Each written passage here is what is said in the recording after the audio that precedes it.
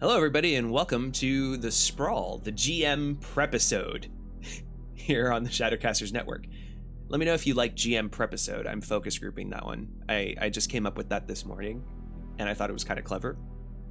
So, you know, GM Prepisode. It's good stuff. Okay, now, let me just go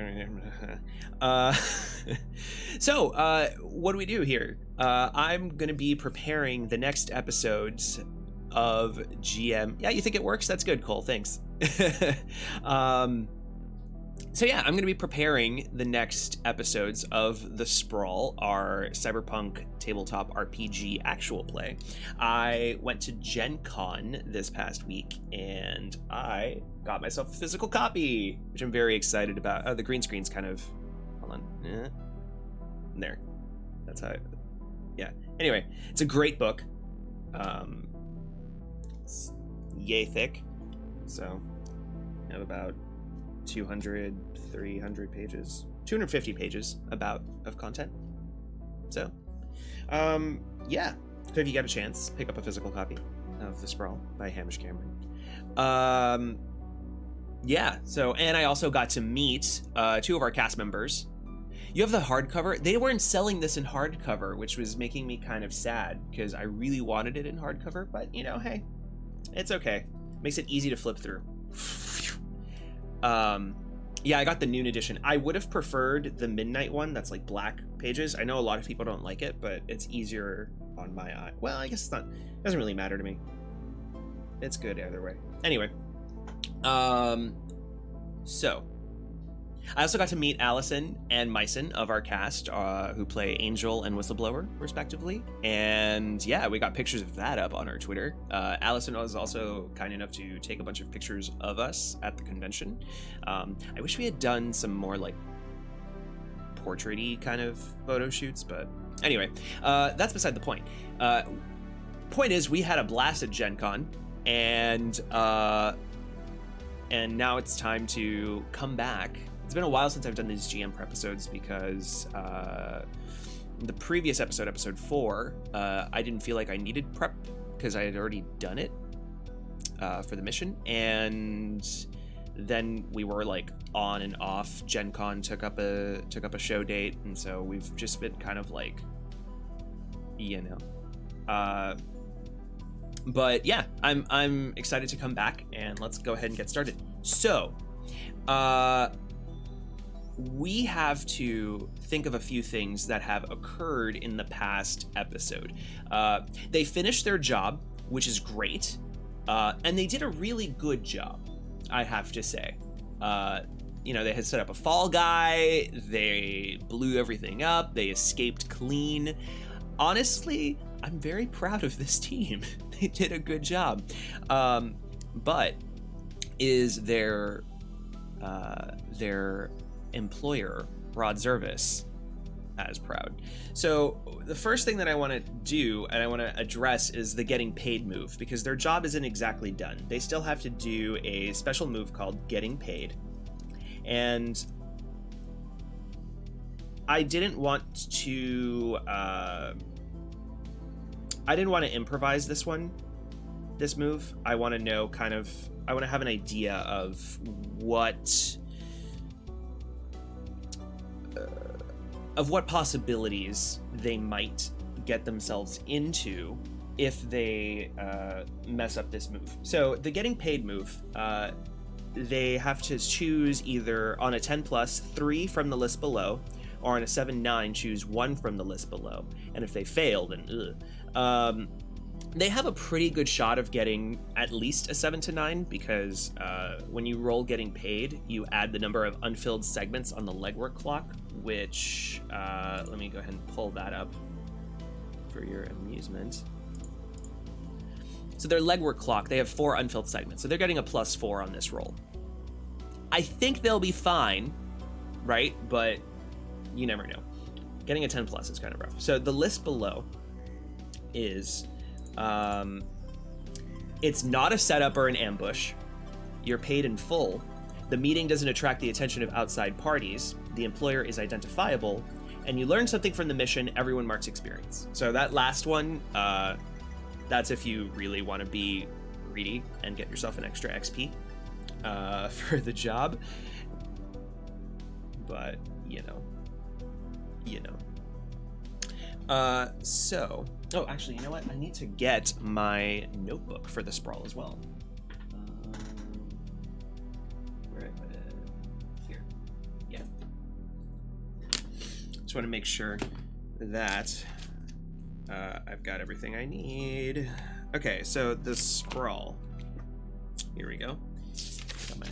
Got my GM notes all ready to go. I just want to know when they were hired. So they're gonna potentially earn 6 cred. Cool. Okay. Yeah, they chose to get well paid. All right. So, let's go ahead and start jotting down some notes here. I have so many pages open. Okay, here we go. So, so they're gonna meet with Rod Zervis. They'll probably meet somewhere. I was thinking about where I want them to meet. I kind of want to have them eat some Cuban cuisine. So I'm thinking maybe like, you know, a Cuban restaurant or something like that.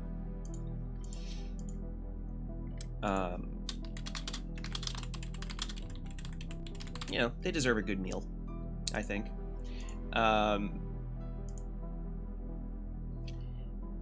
And I'll go into the specifics of the Cuban restaurant if I have time. Let me go ahead and highlight that so that I remember. Oh God, ugh. Oh God, my eyes. I'm sorry. Hold on. Orange? Oh my God, Jesus. It's like there's no, now that I changed the color of my text, it's like I don't know what the best look is. I'm a magenta.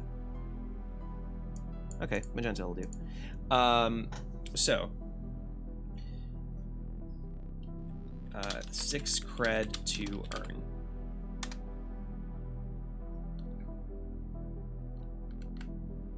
Six cred. Okay, so if they do not pick.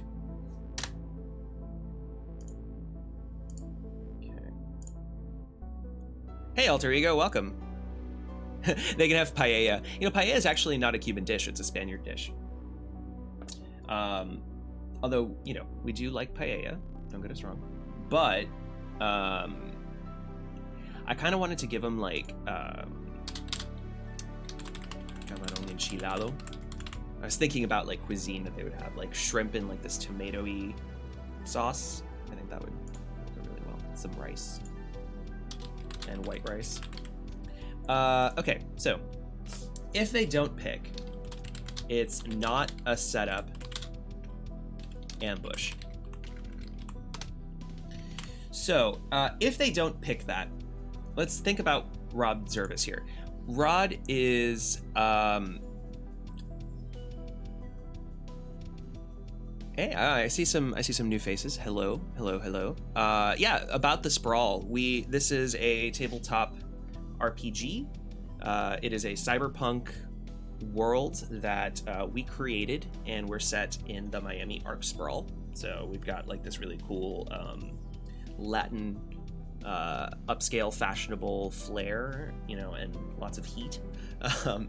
So that's kind of our universe right now. And so we're currently working on wrapping up the current mission and then setting them up for the upcoming mission, which to me is very obvious, but once we get to it, we'll get to it, right? So let's see. And also hello, Kenjia. Okay.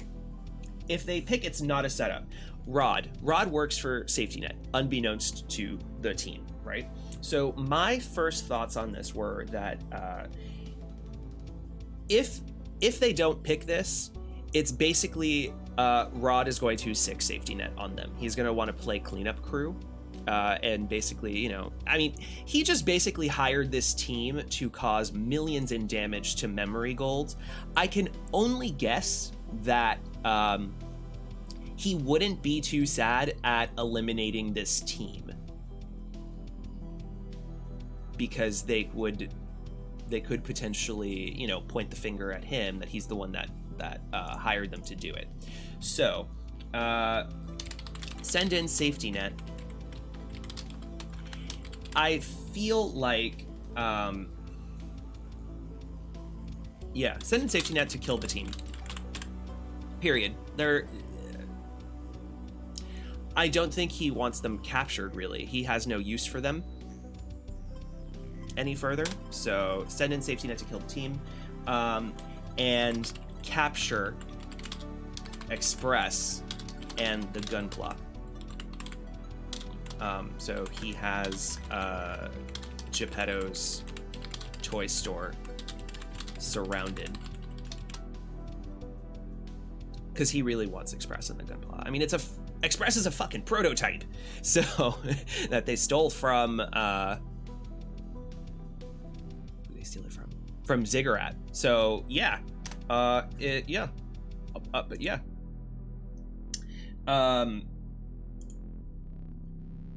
Yeah, so the meeting is a ruse to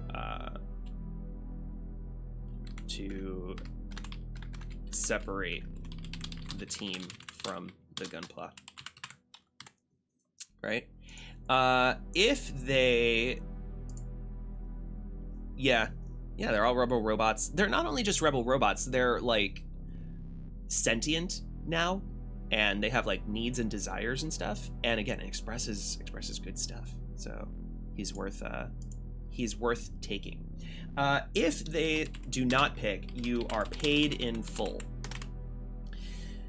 So usually when you are paid in full is not selected, the book suggests something along the lines of, you know, they try and skimp on payment because maybe they like try and nitpick at, you know, you didn't do this the way that I asked. The thing is, they really did the job according to Rod's specs. There is no excuse that Rod can give in that case. So I was thinking a good twist on the you are paid in full is he refuses to pay the team unless they fork over, unless they exchange, or not exchange, unless they trade him Express.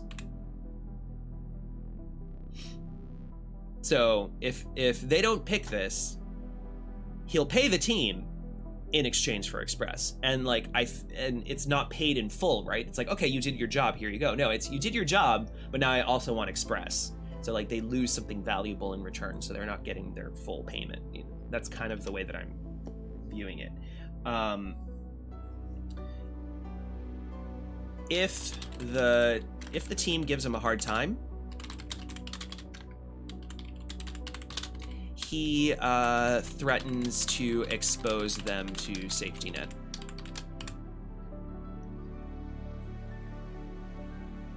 You know, safety net is hunting them down, and he's been covering for them, but you know. Yeah, Geppetto will not be for that, which is why I need to add this little extra thing. It's like, okay, great, you don't want to give him over? I can just go ahead and expose you to safety net. I can have safety net in this building in 60 seconds. So, hand him over.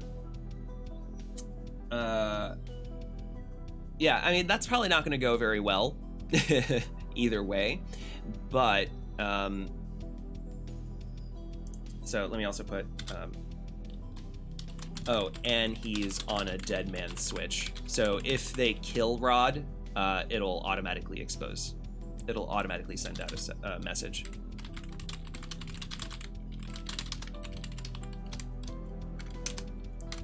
Okay, next. If they do not pick, the meeting doesn't attract attention from outside parties. we're going to someone in the restaurant contacts the Atelier, which are the fashion assassins that are after them. So we're going to advance their countdown, their threat clock.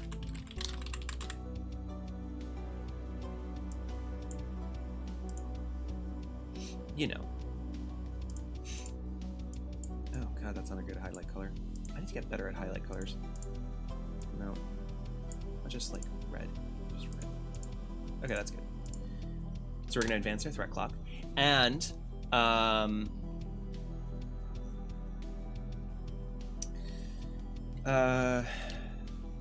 that individual will try to follow or bug the team. If successful,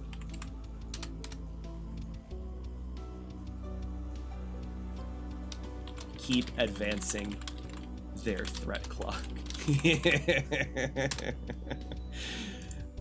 Because these assassins are gonna zero in on their location, right?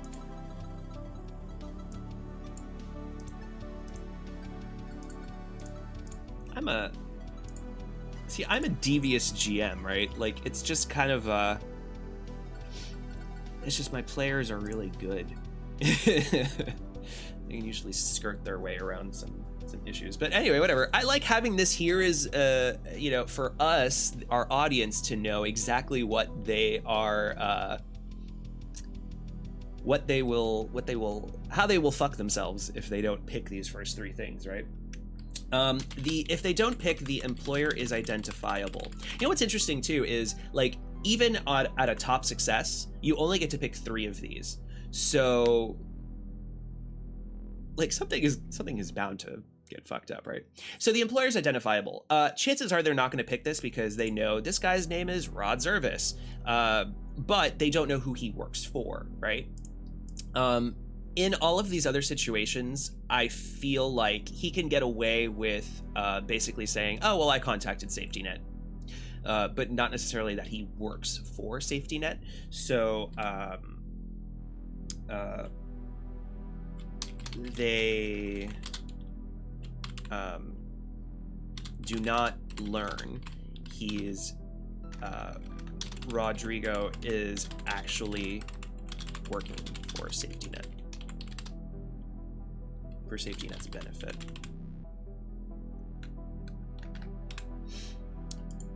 I'm trying to remember what his, I know we gave him like a position. Let me see. I have like he has like a specific job within Safety Net. I just have to remember Rod Zervis. Police Manufacturing Division.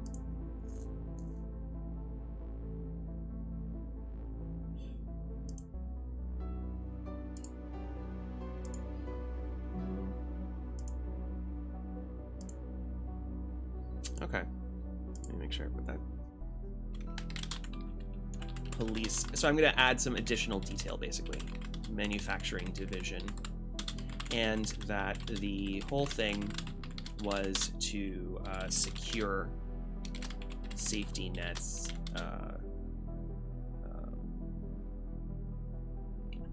position as the top security company in Miami. Sprawl. Okay, easy. So basically, if they pick the employer's identifiable, he'll basically say, oh, well, Safety Net thanks you. Oh, yeah, by the way, did you know I worked for Safety Net? Yeah.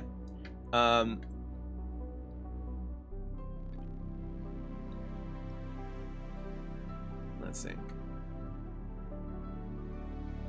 Things not to tell Angel.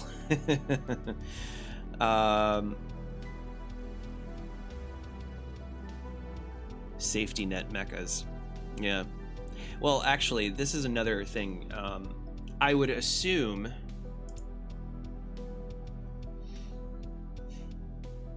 if they decide to get they didn't really get... Oh, Whistleblower actually has some data on those mechas. So actually, let me go ahead and put this. Whistleblower has pay data on the memory... Sorry, not memory gold. It wasn't safety net, it was memory gold. On the memory gold mecha factory. I forget, when you get cred... Ooh. When you get cred... Let me see. When you're looking for pay data, I know this is like a matrix move or something.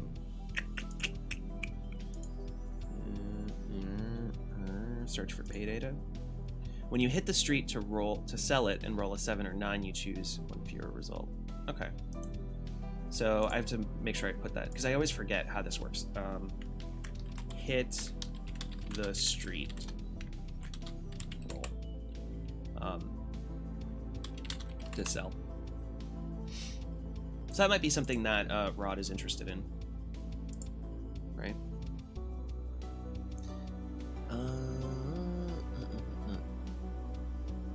How does a threat clock work? Yeah, well, Cole answered that basically. Threat clocks are how to track things that are in heat. So here, let me show you. I'll show you what the clocks currently look like. So this is what the players see at all times. These are the clocks. Well, except for this one on the bottom left there. That's just clock. That one's kind of like faded out right now because that's on my special GM overlay, which let me just kind of lower the opacity on that.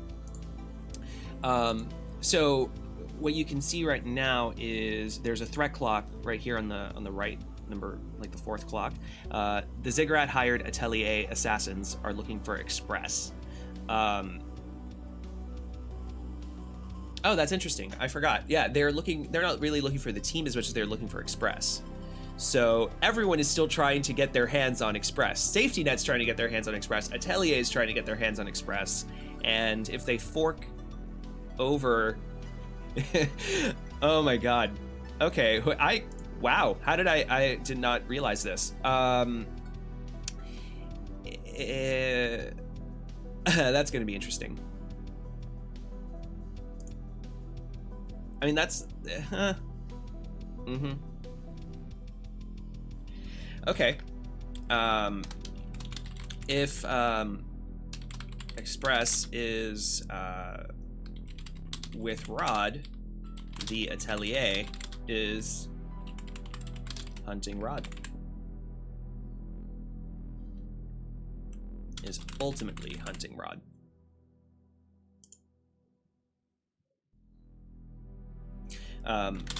But their lead right now is the team.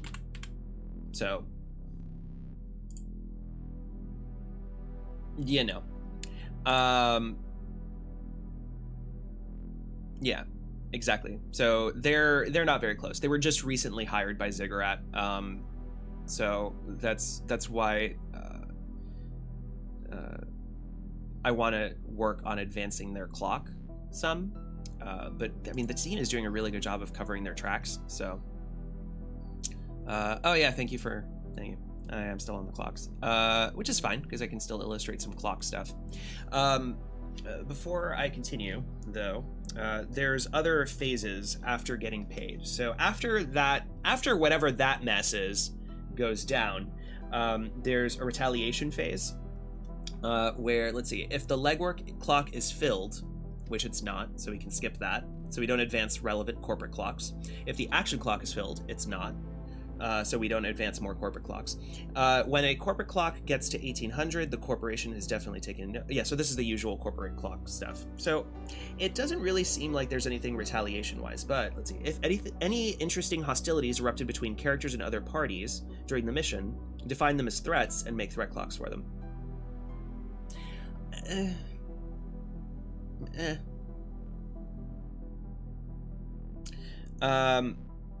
I don't see retaliation really being an issue unless they have to deal with Rod right then and there. So, the most I could think of would be like, don't know. I would maybe advance safety net's clock, but I don't. Then they can choose to lie low or fight back. If they lie low, they would lower all corporate clocks by 1, which I don't think they're going to do. And, well, I mean, they might. Lowering all corporate clocks by 1, that's pretty neat. But I don't think they would. Only because they have things to do. Let's see. And then they might be looking at doing some getting paid, hitting the streets, healing, that kind of stuff. So,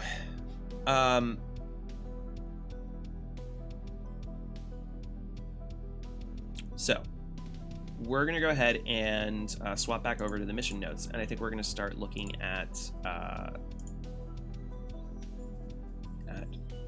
part 2, mission 2.0. We've got a blank slate, sort of. So in this case, things that went down were at the very end of the mission. The hacker whistleblower decided to pit Mimi Price, his boss, and Angel, the killer on their team, against each other, because Mimi's putting a lot of really obnoxious pressure on Whistleblower to find Angel, and Angel, plus Allie is like dying to meet Mimi Price and like tell her a what's for. So, yeah. Are the players always aware of their clocks? Asks Alter Ego. I play that yes, they are always aware of their clocks. I prefer to play with the dramatic tension and dramatic irony where the players know but the characters don't. So I like to do a lot of asides of every time a clock advances, what is going on behind the scenes with the NPCs, like how and why those clocks advance and what they're up to. And it just adds a lot of extra layers of tension, and it helps me really understand where everyone is at all times. So rather than having to just kind of like headcanon it and then bullshit my way through it when I get to a point where I'm like, oh, this is probably going to matter now. So anyway, part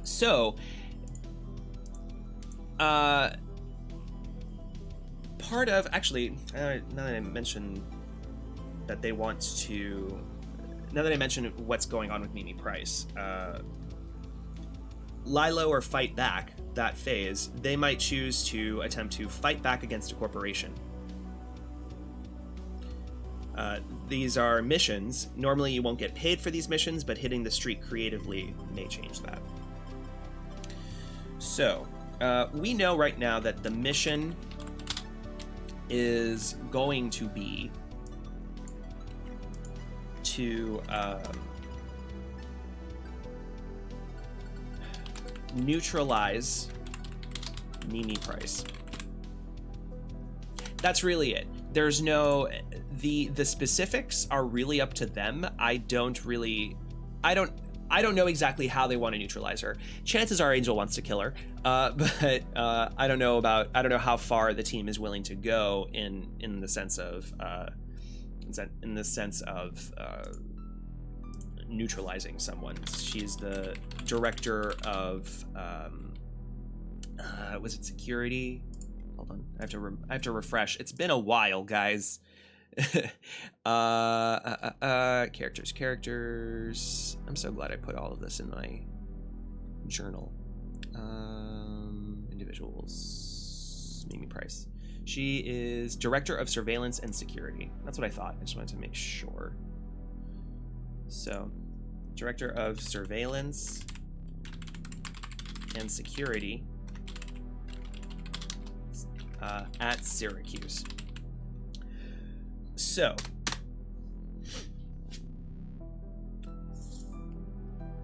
let me kind of look over how I built the last one.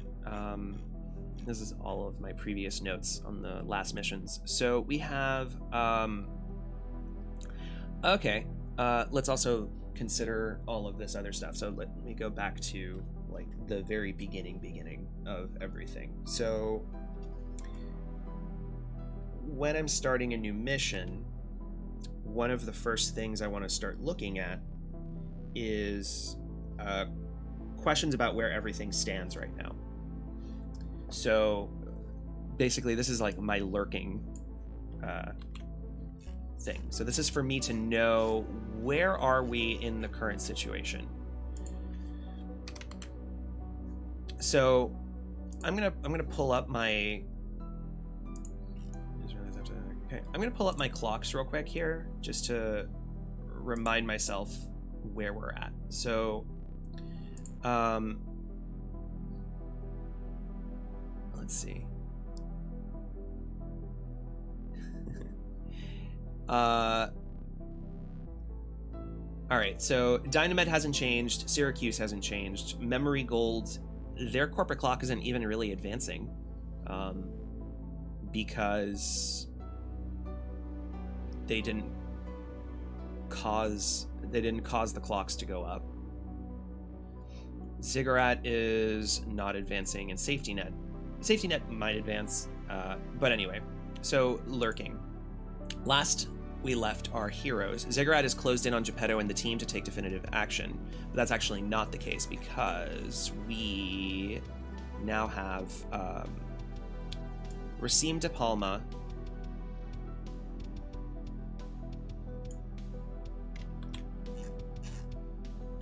What did we say about him? Running the operation.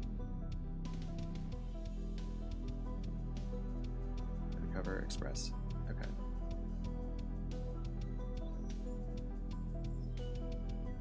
Okay. So lurking is Racine de Palma.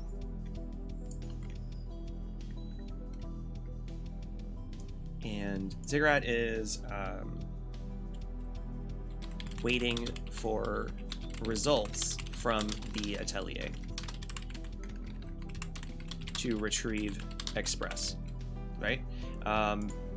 So we still have Racine de Palma, and we still have Tabitha Voss, leader of the Atelier.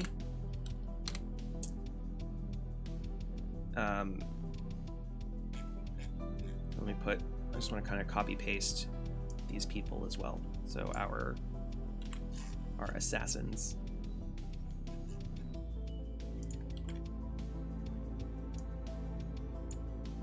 Okay, Tabitha Voss is editor. She's not just the leader, she's the editor-in-chief because it's a fashion magazine.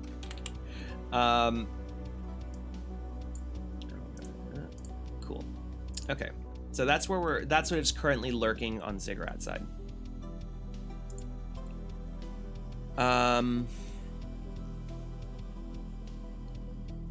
Let's see. Safety Net is, last we left, is closed in on the team to take definite action, but that was before. In this case, there's still an all points bulletin. The main streets are not safe for them to use openly, so that's still the case.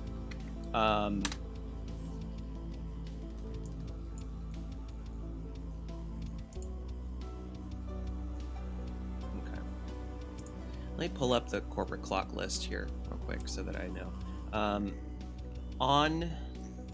So Safety Net right now is at 2100. The corporation takes definite action against them.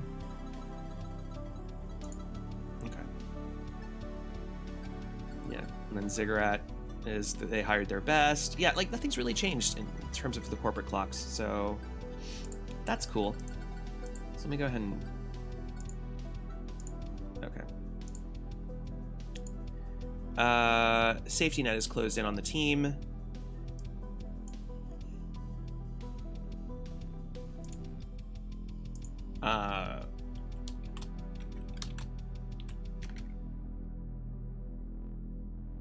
But I think that's basically it. Like after they deal with Rod, that might advance their clock. But I don't know. Dynamed is still trying to locate Angel, but they don't really have any leads, and Syracuse has a file on the Self 2.0 incident. Let me make sure I also write down lie low as a question. Pay 5 cred or half your cred, whichever is greater. This is part of the rules. To to lower all corporate clocks by 1. Okay. Safety Net, Dynamed, and Syracuse. Yeah, so nothing has changed. What is changing now is Mimi Price. Now, Mimi Price was also told... Let me make sure something here. The problems. Yeah. We have lurking, the mission. Yeah. The problems. And goals. So like GM goals. Okay. It's things for me to note. Okay. Oh yeah, Colet. I have to remember her. See, I've got Rod is invested in keeping the team safe, especially Geppetto and the Gunpla, but now not anymore, potentially.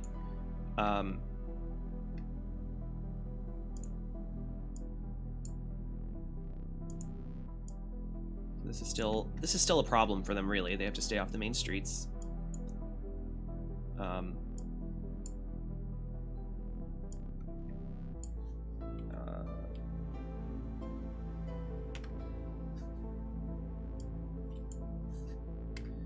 Okay. One of the big problems is Mimi Price knows Angel knows. And will attempt to retaliate. So that means high security at all times. I should probably make sure that I have everything visible. All right, see you, Alter Ego. Appreciate it. Hope you enjoyed. And yeah, we'll be on next week at 1 p.m. Eastern. Let's see. So generally, I mean, okay. Let's consider what we know about Syracuse thus far. Okay. So Syracuse, let me pull up their megacorp thing here. They do the Self 2.0, the bioengineering, cutting edge cybernetics, news media, which we haven't really had a chance to like really dig into. Their news media, brainwashing stuff, their revisionist of history thing.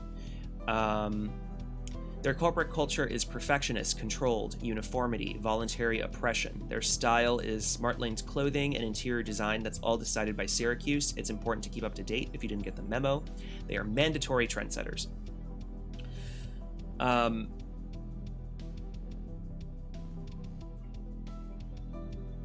Cool. So, and their motto is be a better you.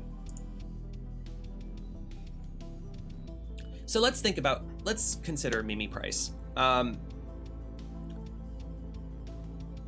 What is Mimi Price gonna be doing during this? So she knows that someone is going to be hunting her, that she's going to be hunting her soon. However, her I'm going to write this down because this is good stuff. Mimi wants Angel captured alive. She wants Angel trapped, basically. So she is going to set up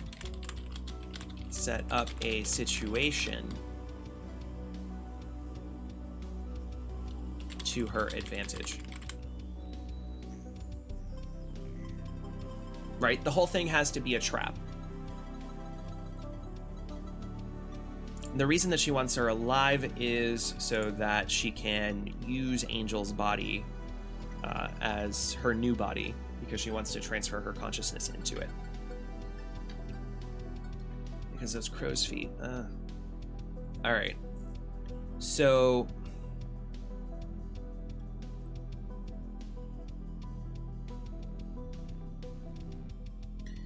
she doesn't suspect Whistleblower yet. of anything.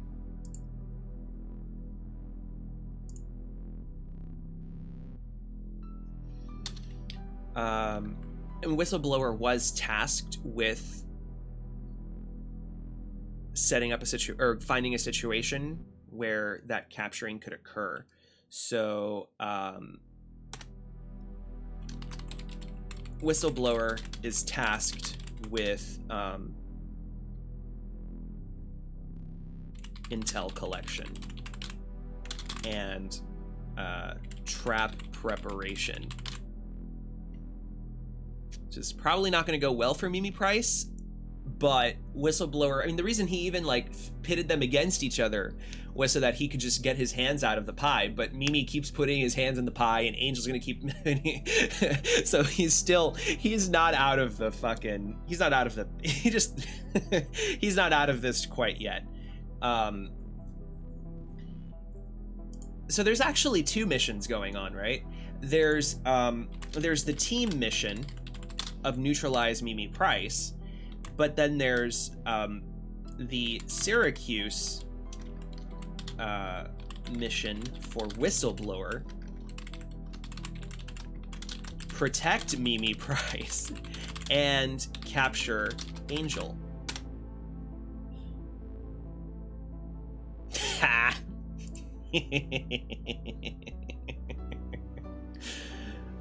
Oh. Yeah. Yeah, the last was that they are heading to an island near Jamaica, but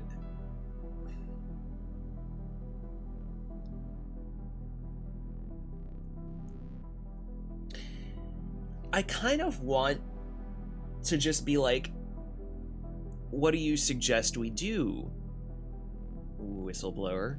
And he would have some say in kind of setting up the field there. But I think Mimi Price can't just leave it all up to him, right? So she's gonna want, let's think, okay? If I was Mimi Price and I knew someone was after her, one is I would defend the shit out of myself. I would be in like a bunker or something. Like I would be protected. So that's one, because you want me, come at me. Alternatively, now there's the alternative thing here, is Mimi Price is becoming impatient and she wants Angel's body now. So if she was to super well defend herself, Angel's not going to come, and if she does come, it's going to take longer. So she might actually be willing to set up a trap where she exposes herself, or puts herself in a position that is less safe, but where she, or rather that appears exposed, but is very well secured. So that would mean, and she has security at her disposal, so she would probably, let's see, how would they set this up?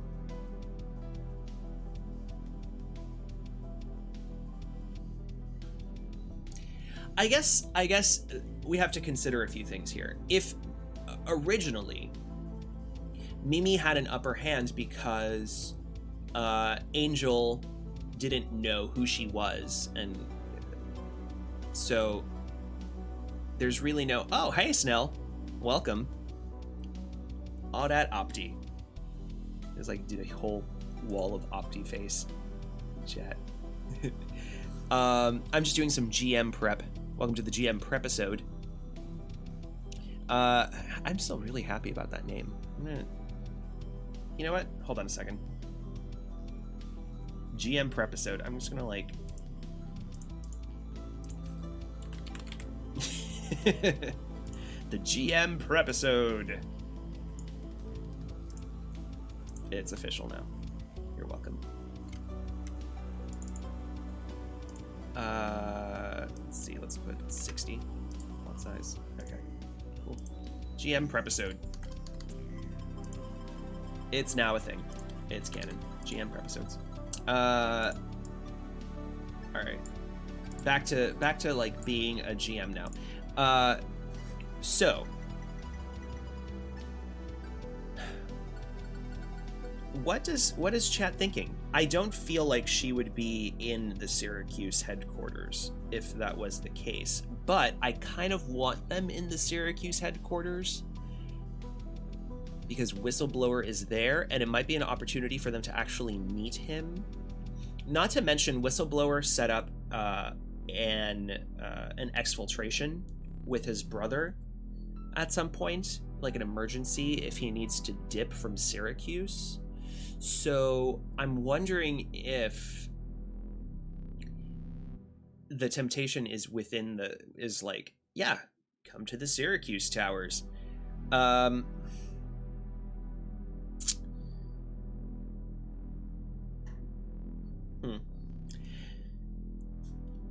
Now, the last bit, though, that I want to add here is Colet.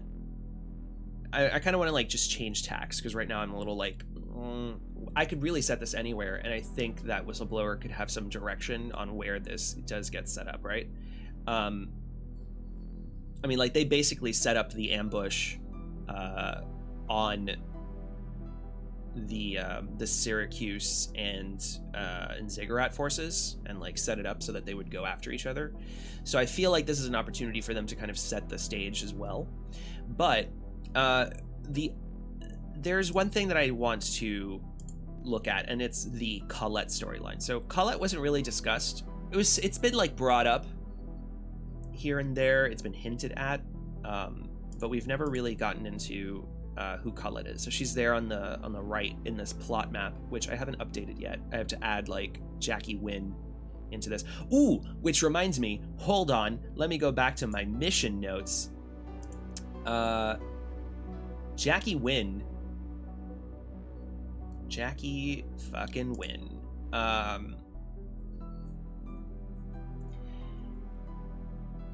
So lurking is Jackie Wynn is trying to contact Kai Newitt's Geppetto.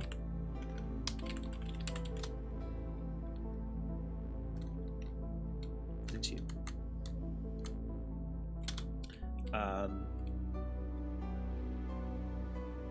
Because JVP Pilgrim doesn't exist.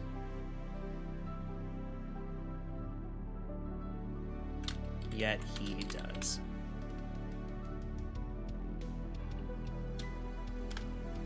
Just a little thing there that I can use to really twist the knife, because, you know. Let's see, Cole. It'd be rough for Myson, but maybe the team are pushed into confronting Mimi because she finds out there's a leak in Syracuse. Not necessarily Whistleblower, but a situation that makes him panic. That makes sense. It makes sense. How would Angel have found out about Mimi?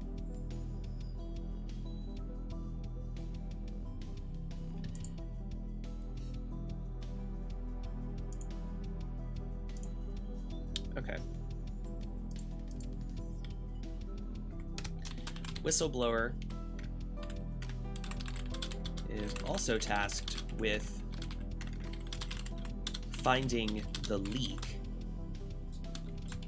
that that exposed Mimi to Angel. Mimi is beginning to suspect the possibility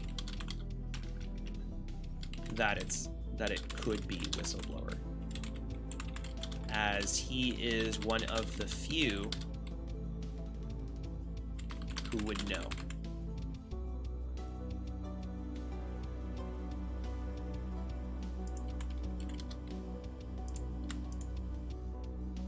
Okay. So going back to Colet. So the Colet storyline, just to give a general, quick kind of overview, is one that's not super well defined. But what happened with Colet was, Whistleblower dated this woman Colet, who's kind of like this Ada Wong from Resident Evil figure. Dated her for a year. Colet was using him to get info on Syracuse, and then she stole pay data about the manipulation of Self 2.0's mental states and like their attitudes and such towards Syracuse and other states of oppression that the megacorps use. So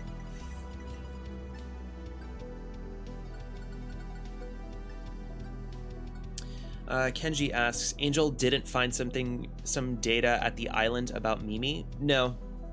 Mimi and Memory Gold have nothing to do with each other. The reason that Angel got that data was because Whistleblower decided to leak it to her. And then subsequently also leaked to Mimi that Angel knows. And he's like trying to pit them against each other. He's trying to be slick and kind of like wipe his hands of the problem, but he's just creating another problem. It's good stuff. So I think I would like to bring Colet in somehow to kind of muddy these waters a little more.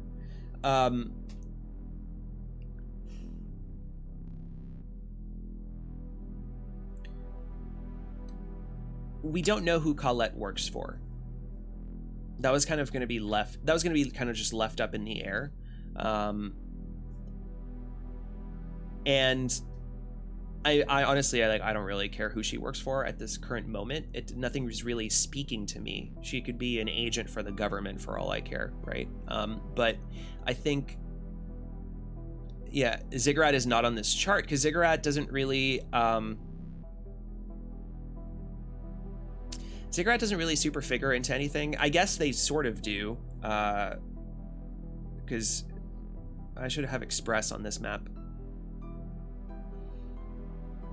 Yeah, Ziggurat wants Express back. I could have sworn I added them into this list, into this map. But yeah, Ziggurat should be somewhere in that like bottom corner, being like, you know, we want Express back. I would do it here, but just updating this on live stream is really annoying, so I don't want to do it.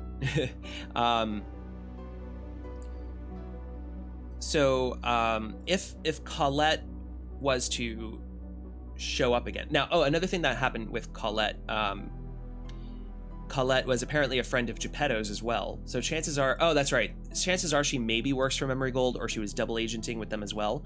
But she used Geppetto to hide from Syracuse. And then Syracuse were, after trying to hunt Colet down, were the ones that killed Geppetto's Gunpla membership. So like all of these bots that he had together, he had a much larger gang. Syracuse like wiped them all out, and all that remains is the current Gunpla, which is like a small gang. So he's like really bitter about it, and he does not appreciate Colet's existence. And Whistleblower obviously feels betrayed, but at the same time, he's probably in love with Colet, you know, all that stuff. Not to mention, you know, they're both kind of working against Syracuse in some way. So I feel like he wants to still get that in with Colet. So let's say that if Colet was to show up, what would her goal be in this whole situation? Because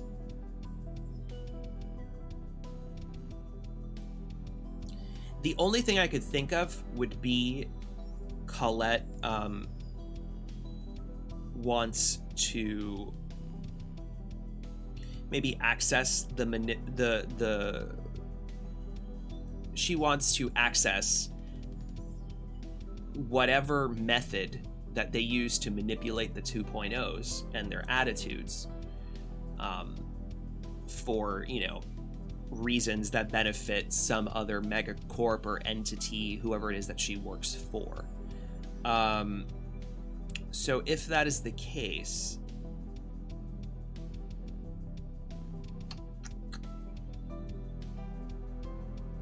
so I just don't feel like it fits with what's going on with Mimi. You know what I mean? Because all they're really trying to do is kill Mimi.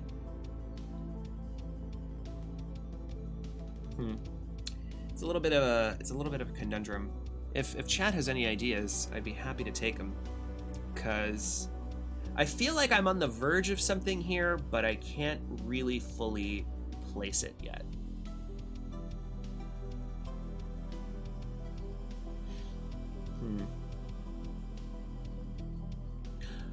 Oh, what if... I was just thinking, what if Colette was working for the Atelier as well? Like if she was an Atelier spy?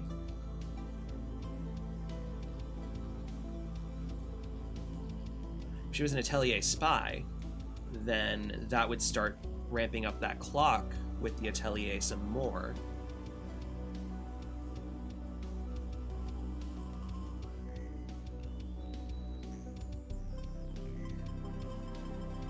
I like that. Okay, hold on. We're gonna update this map. All right, so she works for the Atelier. The shadowy, this like shadowy organization.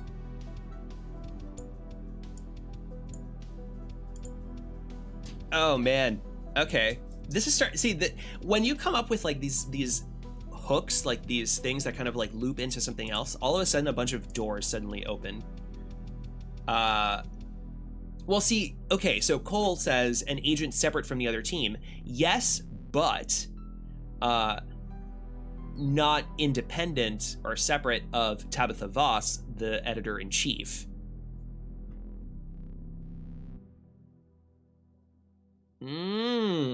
Okay. So, let's... Okay.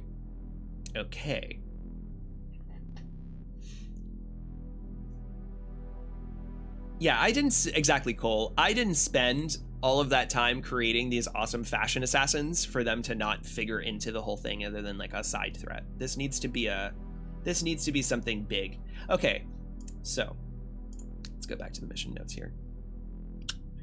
Okay, so Colette Otoyemi, who works for the Atelier,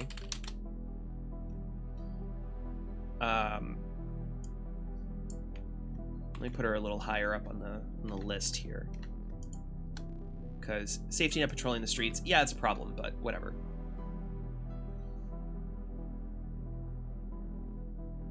And hold on, and capture Angel and find the leak. Syracuse.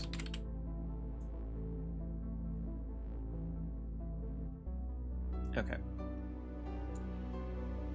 Also, I don't feel bad about putting Whistleblower in this situation, because for the most part, Whistleblower is set up to just be like totally safe in his, Syracuse haven. So being able to surround him with all of these like conflicting tasks and intrigue and all of that shit, like it's just whatever. This is what you get. Let's see.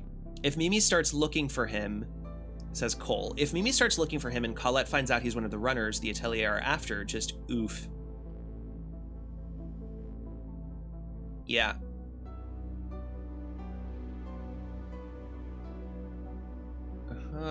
Okay.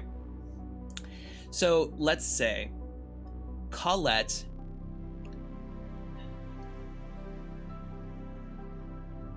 let me open up a different page here real quick. Plot notes, because the situation with Ziggurat, let's see, the team extracted Express. Was everybody involved in that? Because I want to understand exactly where we are in this situation with Ziggurat. So let me look up the previous. Let me put let's see, prior jobs. We had Geppetto's Ziggurat Liberation. Who is involved? Angel and Sinon. Whistleblower was not involved at all in this run. Oh no, wait, no. Geppetto bought floor plan data from Whistleblower.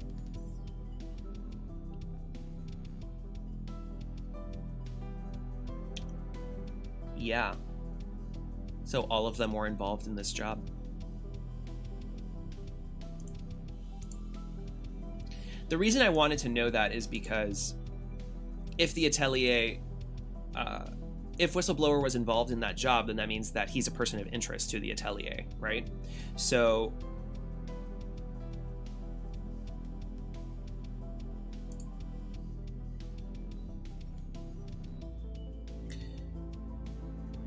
okay. Colette Otayemi, who works for the Atelier, approaches or contacts Whistleblower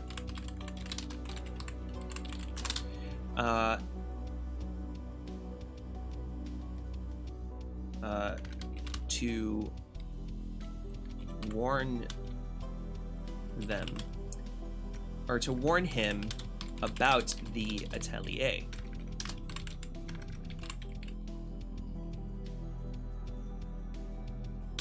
Okay. Hold on. This is gonna get juicy. Just let me finish my thought here. Contacts him to warn him about the Atelier.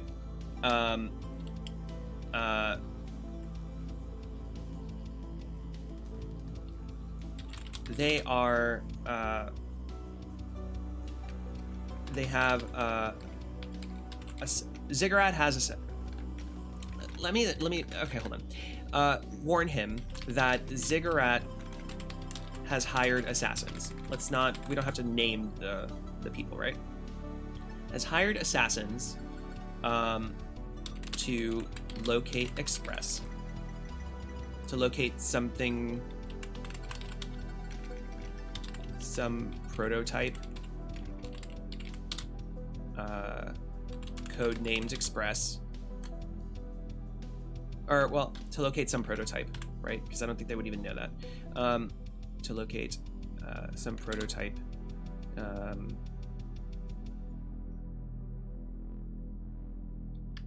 and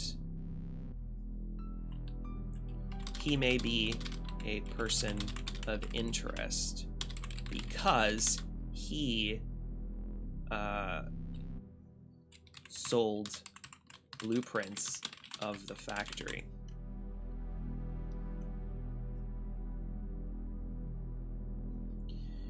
So, but what's actually going on is Colette has found this out on her own and has not told the Atelier assassins about it yet. She wants Whistleblower to help her. She wants Whistleblower to get her access to the Self 2.0 manipulation technology.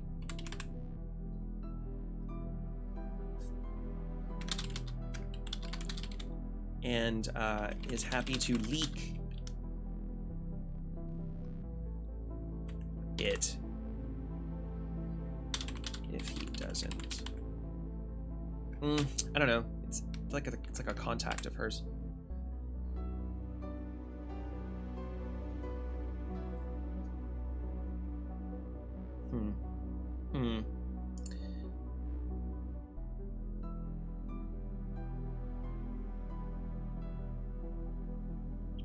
So I made in chat. Hope you don't mind. Gotcha in the background while doing lightsaber practice. Why would I mind? That sounds so fucking cool. You've combined two really cool things together. I'm okay with that. Let's see. So if Colette...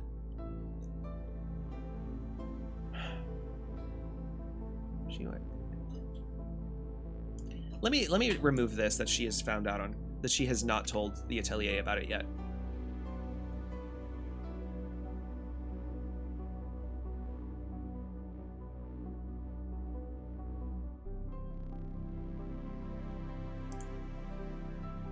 To the team that extracted the prototype.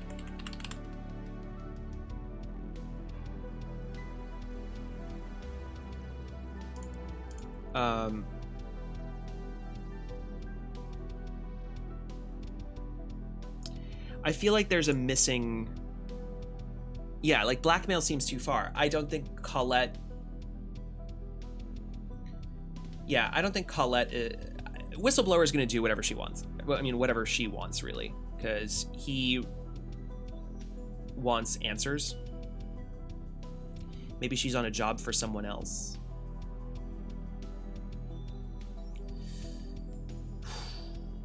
I don't know. I feel like the Atelier... Colette has heard about the assassin job and thinks that Whistleblower could help her find them.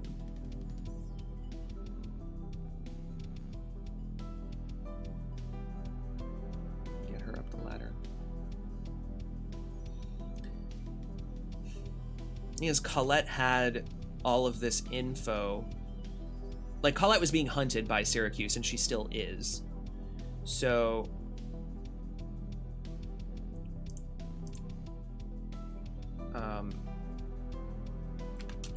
I need your team.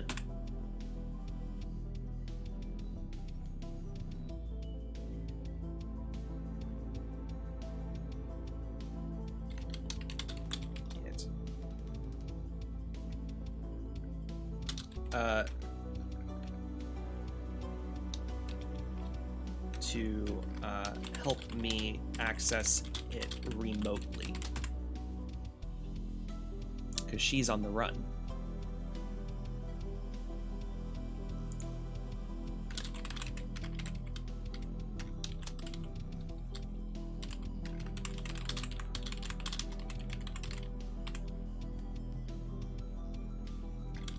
Time is of the essence.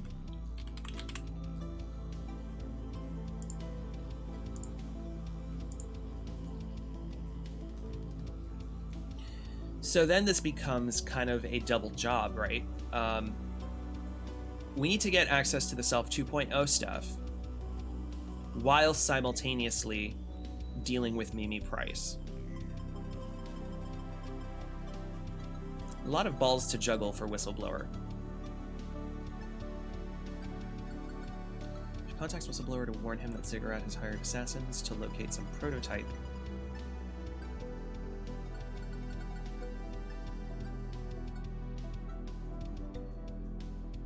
His side quest with a timer. Yeah, good point.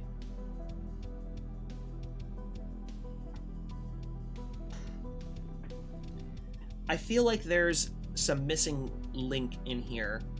I'm almost there. I'm close. I'm close to figuring this out. Colette would...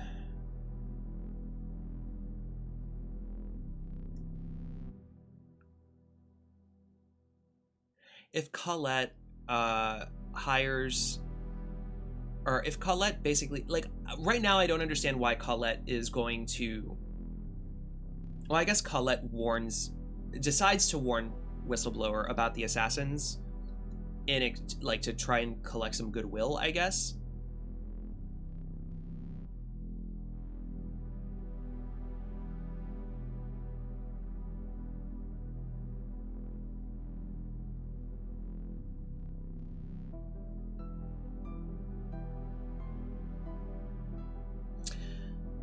Well, okay, hold on. This is what we need. So that thing that I do of showing what's going on in the background would be this.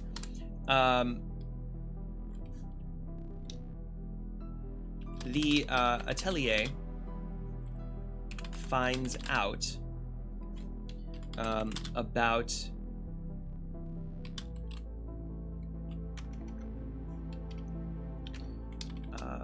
whistleblower.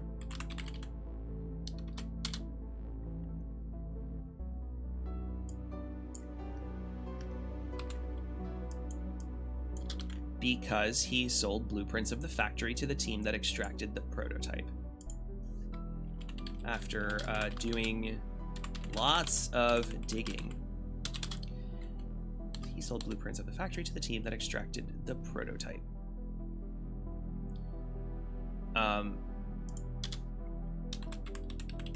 Colet gets wind of this.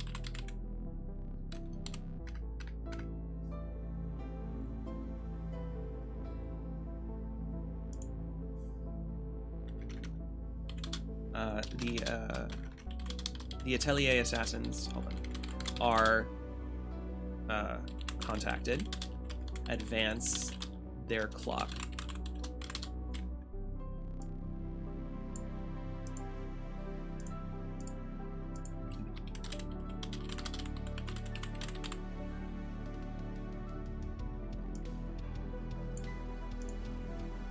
Colet contacts whistleblower to warn him that Ziggurat has hired assassins.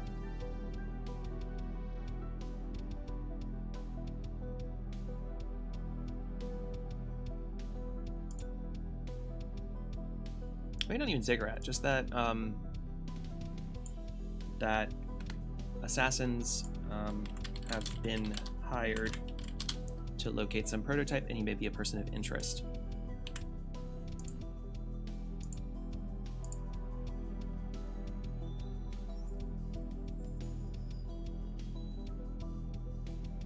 That's what I'm thinking, Cole, that the Atelier are trying to get into the Self 2.0.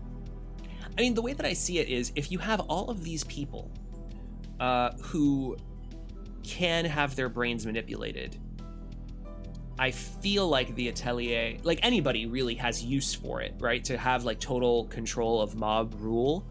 There's all kinds of nefarious plots I could come up with. I don't have to come up with them yet, because, you know, mysterious shadow organization of assassins, you know, I can just play very vague. But in the meantime, I could think of a few reasons that the Atelier would want, like, you know, making hits easier, like high value targets, most of which are using Self 2.0s.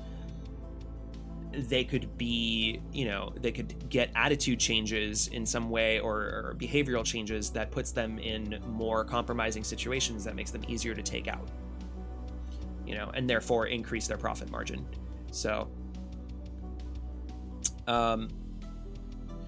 would that mean Ziggurat knows who sold their floor plans?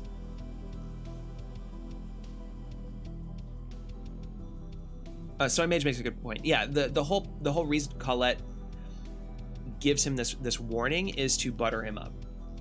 Yeah.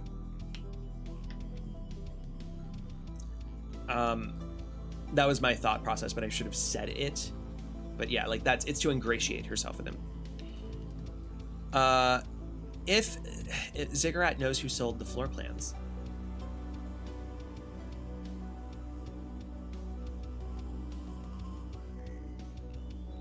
I don't know if the Atelier would reveal the specifics yet on that. Like, the Atelier, I think if I would, like, if you hired the Atelier does not have any incentive or incentive isn't the word. They have no imperative to tell you anything of how they're finding their targets.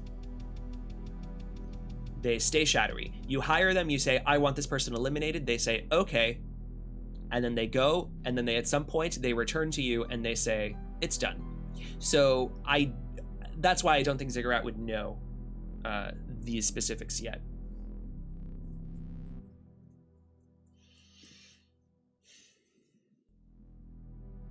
But what's cool about this is that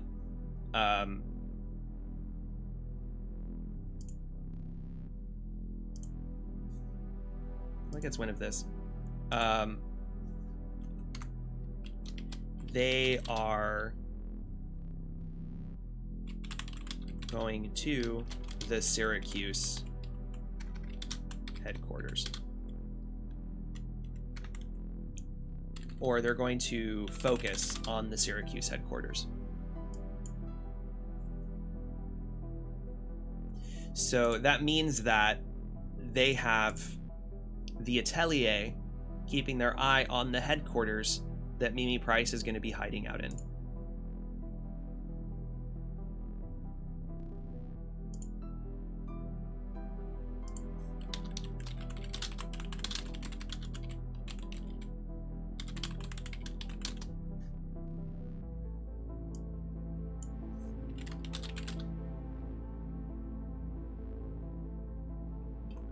Well, I mean, maybe they don't necessarily know about the Syracuse headquarters, but they are...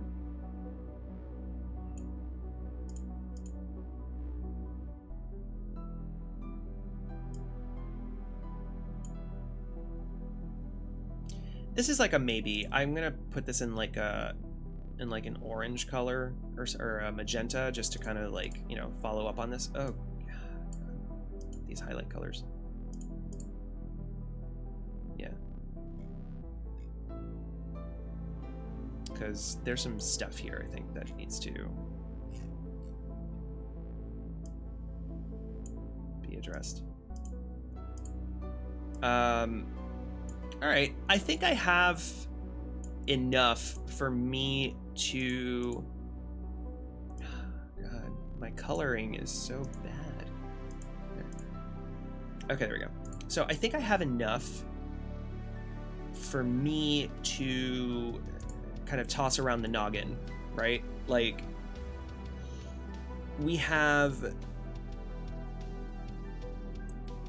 Mimi, sort of, in the sense that, you know, she's tasking Whistleblower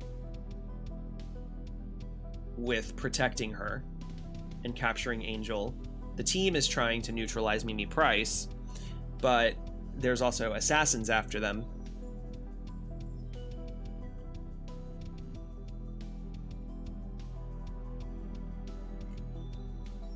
Which they might be further after them if they don't pick, the meeting doesn't attract attention from outside parties.